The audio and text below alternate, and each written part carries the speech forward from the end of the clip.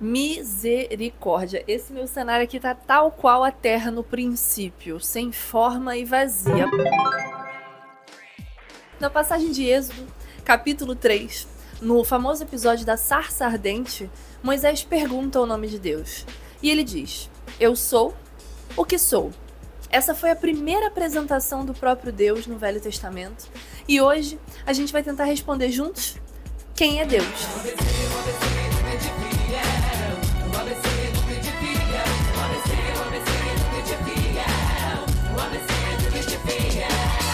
Olá, crentes, webcrentes e pessoas normais. Eu sou a Pamela Campos, historiadora da religião, faço parte da diretoria do Reino em Pessoa, que é esse canal, que é uma plataforma cristã antifundamentalista e que usa esse espaço aqui para propagar uma espiritualidade libertária, sem terror e sem traumas. Se você está chegando aqui agora, eu vou te pedir já para você se inscrever no nosso canal, deixar seu like e compartilhar esse vídeo com as pessoas que ainda não conhecem esse lado mais acolhedor e inclusivo da igreja cristã. O episódio de hoje, Quem é Deus, faz parte dessa nova série chamada ABC do Crente, aqui do Reino em Pessoa, que é voltada especialmente para você que quer reaprender ou conhecer os conceitos essenciais do cristianismo sem aquela velha visão preconceituosa, que é descontextualizada da história e, sobretudo, a crítica. O ABC do Crente é ideal para quem está começando agora na teologia ou que deseja se aprofundar mais na história do cristianismo e da igreja. Então, sem mais delongas, vamos que vamos! A nossa primeira pista para entender quem é esse Deus que a gente cultua dentro do cristianismo é saber que ele é o Deus de Abraão, Isaac e Jacó. Esse Deus que durante a história, pelo menos ali no Velho Testamento, teve diversos nomes. Que aí eu vou usar aquela música do Kleber Lucas, né? Jeová Rafa, meu Senhor, que cura toda dor. Enfim, El Shaddai, Shalom, Adonai, El Elyon. E aquele outro nome que é muito difícil da música, que eu cantava a vida toda, Tsidkenu e Yavé, mas não é. Eu descobri com quase 29 anos na minha cara que é Tsidkenu e Yavé, mano. Sério. Mas enfim, eu vou ficar com o El Shaddai, que é mais assim, utilizado pelo Abraão. E também porque passa uma vibe assim pra mim, não sei vocês, de mercadinho, sabe, de bairro.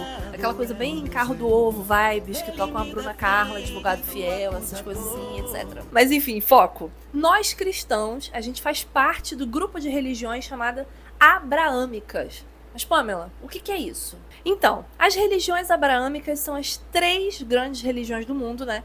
Que têm como um fator em comum considerarem Abraão um líder religioso muito antigo como uma figura crucial em suas tradições. Então a gente está falando de quais religiões? Judaísmo, cristianismo e o islamismo. O judaísmo, que é a mais antiga, baseia-se nos ensinamentos da Torá e outros textos, e vê Abraão como pai do povo judeu, destacando ali a sua fé e obediência a Deus. O cristianismo surgiu do judaísmo, focando na vida e ensinamentos de Jesus Cristo. Nessa religião, Abraão é visto como um exemplo de fé e como um ancestral espiritual importante, como a gente pode ver ali nos textos de Paulo, da galeria dos heróis da fé, né? E por último, a gente tem o islamismo, que começou ali no século VII e segue os ensinamentos do profeta Maomé.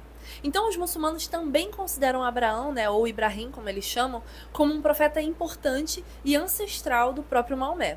E apesar da gente compartilhar, né, a figura de Abraão e algumas histórias, cada uma dessas religiões tem suas próprias crenças específicas e maneiras de praticar aí a fé. Então, Pamela, você está me dizendo que o nosso Deus não é só nosso? Antes de tentar responder quem é Deus, a gente precisa responder de quem é Deus. E eu já te adianto que Deus não tem dono e não é monopólio de ninguém. Isso porque Deus também é uma ideia. Calma, não me chama de herege, tá? Eu não tô dizendo que porque ele é uma ideia, ele não é real. Pelo contrário, eu vou tentar te explicar agora o que eu quis dizer com essa noção de Deus como ideia. Ao pensar em Deus como uma ideia, a gente entra num campo que vai além do palpável, sabe, do material. Em muitas crenças, Deus é visto como alguém ou algo que está além da nossa realidade física e comum. Aquela coisa do sobrenatural, sabe? Tipo quando Abraão foi visitado por anjos, Jacó lutou com o próprio Deus, apesar da Êxtila ficar falando que Jacó segurou o anjo, que é a maior fake news do mundo. Moisés na sarça ardente, e por aí vai. Aquela história, né, que do crente ao ateu ninguém explica Deus. Então essa visão coloca Deus em território abstrato, sabe? Algo que a gente não consegue capturar ou definir completamente com as nossas palavras. E aí que filosofia e teologia se juntam, tentando, falar sobre algo muito grande e difícil de entender, usando o conceito de Deus como uma forma assim mental de tentar compreender o que está além do nosso alcance. No misticismo, presente em várias religiões, e que quando eu falo misticismo é o que sai dessa realidade, tem uma ênfase especial nessa experiência direta com o divino. Essas coisas tipo quando alguém fala em línguas, sua mãe ou sua avó tem sonhos que são revelações e tudo mais, aqueles encontros com uma realidade que vai além do lógico que a gente pode explicar. E tá tudo bem, sabe? Pra você ser uma pessoa antifundamentalista, você não precisa ser completamente cético, beleza? Essas coisas não são contrapostas. Então, nesse contexto, meus amores, a ideia de Deus ela serve praticamente como uma passagem para esse desconhecido, que permite que a gente se conecte com algo mais profundo e misterioso. Deus, mesmo sendo um conceito, ele se torna um meio para vivenciar o sagrado de forma pessoal, destacando aí toda essa parte sobrenatural, espiritual da experiência humana. E aí, meu povo, que tá o pulo do gato. Quando a gente tenta compreender a natureza de Deus, a gente faz isso usando de linguagens e símbolos, que nem eu tô fazendo aqui agora. Eu tô me comunicando em português brasileiro com gírias cariocas e evangélicas para transmitir esse fragmento da percepção que eu tenho sobre Deus. Se um norueguês gringo desavisado cai aqui nesse vídeo, ele não vai perceber Deus da mesma forma que eu. Talvez ele nem reconheça Deus em mim, porque as nossas ideias sobre Deus são completamente diferentes. E é por isso que a nossa linguagem, apesar de útil, ela é muito limitada e não consegue mostrar tudo que Deus é. A linguagem religiosa é cheia de significados, de símbolos, ela nos ajuda a moldar e expressar a nossa experiência com o sagrado. Mas esses elementos simbólicos, eles são muito mais assim, uma interpretação do que a descrição exata do que é a divindade, do que é Deus. Ou seja, a religião também é um jeito especial de falar sobre Deus e o sagrado. Ela usa símbolos, rituais, histórias para mostrar coisas que são muito profundas para explicar só com palavras normais. Ela ensina as pessoas como entender e se relacionar com o divino, seja sozinho aí no seu quarto quando você ora, ou juntas em comunidade, como você está na igreja, sabe? Além disso, segundo Mircea Eliade, esse velhinho fofinho que vai aparecer em algum lugar na sua tela, quando ele escreveu o livro Sagrado Profano, ele vai explicar pra gente que a religião é também uma linguagem e ela muda conforme a cultura, o que mostra que ela tem várias formas de expressar essas ideias espirituais. E é justamente por isso que é impossível se perguntar quem é Deus sem levar em consideração a história, o lugar e a cultura de quem está perguntando. Deus transcende esse tempo, mas ele se revela a nós na materialidade na vida, ou seja, no nosso cotidiano, na nossa rotina.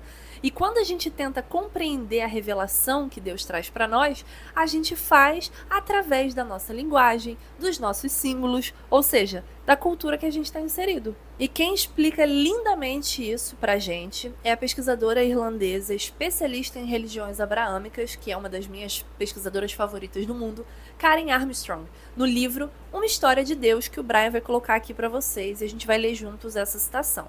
Ela diz assim: a ideia humana de Deus tem uma história, já que sempre significou algo ligeiramente diferente para cada comunidade que a adotou em diversos momentos. A ideia de Deus, formada numa geração por um grupo de pessoas, pode não ter sentido em outra. Por conseguinte, a palavra Deus não contém uma ideia imutável.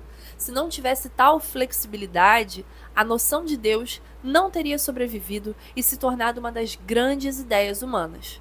Sempre que um conceito de Deus deixou de ter sentido ou importância, foi discretamente abandonado e substituído por uma nova teologia.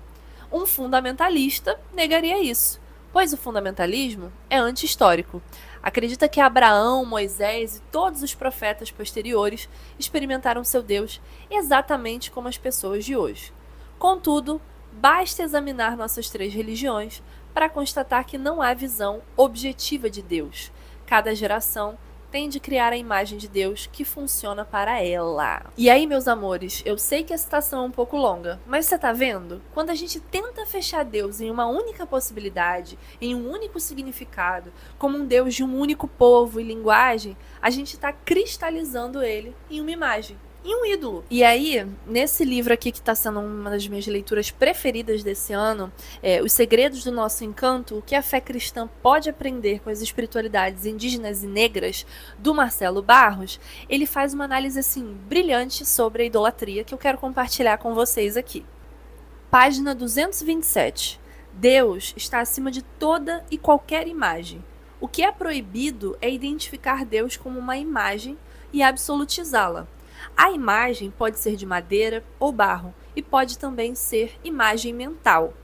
O não farás para ti imagem nenhuma de mim, de Êxodo 20, versículo 3, tem o sentido de não fabricar estátua de Deus, mas também o de proibir que se absolutize uma imagem mental ou teológica de Deus.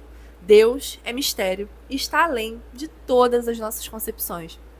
Trecho belíssimo, eu tô amando muito esse livro. E aí, por mais que a gente tenha aprendido, a nossa vida toda, que Deus é o Deus de Israel, o que a gente percebe lendo o texto do Pentateuco são as constantes tentativas de Deus de se reconciliar com a criação. Não é à toa que durante a caminhada do povo hebreu, com Deus, até chegarmos em Cristo, a própria noção da ideia de Deus que eu falei para vocês no início do vídeo, ela muda. O Deus Javé, Senhor dos Exércitos, ele sai de cena para que o Deus de amor de 1 João entre e comece a fazer esse trabalho de redenção. Mas como é que isso é possível, Pamela? Se a gente olhar com cuidado os signos, os símbolos da cultura antiga do Oriente Médio, a gente vai entender que a ressignificação ou a tradução da revelação divina, ela ia passar por esse contexto de um povo que estava buscando uma identidade e sobrevivência em meio a esses desafios constantes. Então esse Deus Javé, ele era percebido como um Deus guerreiro, protetor, aquele que lutava pelas causas do seu povo, que escolheu o lado dos oprimidos lá no Êxodo e que denunciava essas injustiças através de seus profetas. Essa imagem de Deus, essa ideia de Deus, ela era um reflexo das necessidades e realidades daquele tempo.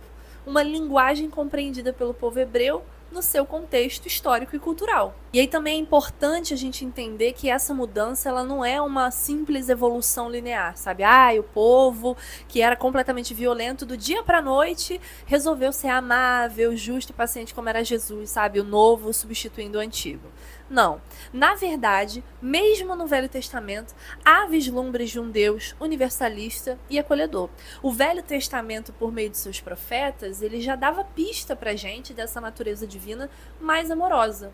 Por exemplo, Isaías 56 acolhe os estrangeiros que seguem a Deus, enquanto Isaías 2, do versículo 1 ao 5 e Miqueias 4, 5, depois você pode abrir a sua Bíblia e conferir, eles vão profetizar um futuro de paz e harmonia entre todas as nações sobre a orientação divina. Então é importante também a gente lembrar que o Deus de Abraão e de Sara também foi o Deus de Agar, que a viu no deserto, que foi abandonada ali pelo povo eleito. Então eu fico me perguntando, por que a gente ainda acredita muitas vezes que Deus é cristão? Que ele é a propriedade exclusiva da igreja evangélica?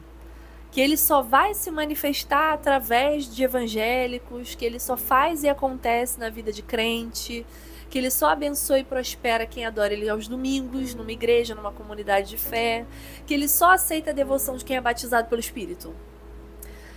E assim, sabe qual é o problema disso? É que a gente começa a querer apresentar esse Deus pequenininho, arrogante para as pessoas. E aí elas passam a acreditar que Deus é de fato essa pessoa mesquinha, maquiavélica, terrivelmente evangélica, pedante e completamente fechada ao diálogo. Quando, na verdade, ele já tinha dado o papo dele lá na Sarça Ardente, que eu falei para vocês no começo desse vídeo. Eu sou o que sou. Então, para finalizar, eu acho que essa pergunta, quem é Deus, ela só nos ensina que no dia que a gente conseguir fechar Deus em um conceito, em uma resposta, Deus deixou de ser Deus. Deus deixou de ser onipresente, Deus deixou de ser mistério. Então eu gosto de pensar que Deus é essa ruá, o espírito de vida que habita toda a criação, sempre presente, mas nunca totalmente compreendido. E aí, gostou desse vídeo? Então deixa aqui nos comentários quem é Deus pra você. Se inscreva no nosso canal, deixa o seu like, se liga no próximo vídeo do ABC do Crente, porque você vai descobrir quem é o Espírito Santo, ou pelo menos tentar pensar sobre essa ideia com a gente. Um beijo grande e até a próxima!